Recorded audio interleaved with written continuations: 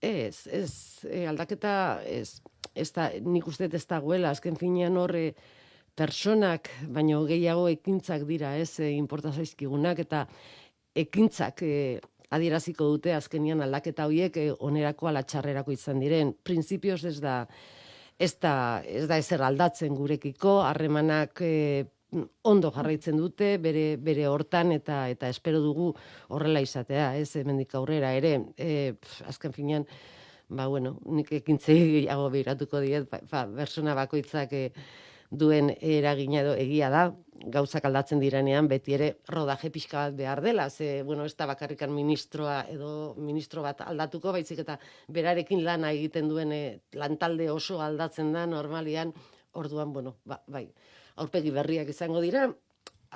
persona berriak jokatzeko molde desberdinak izaten dituzte, horren zai pixka bat ez, baina, ez dut uste,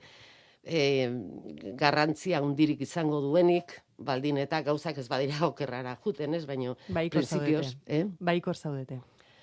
Ni baikorra naiz normalean, eta bai, nik uste baikorrak izan behar garela, pesimismoarekin ez duaz inora, eta gauzak aldatzea nahi balin badugu, eta azken finean guk nahi duguna Madrilen hoixe da, gauzak aldatzea Euskal Herriarekiko eta Euskal Herritarren alde egingo duten neurriak eta erabakiak hartzea hori da bultzatzen duguna eta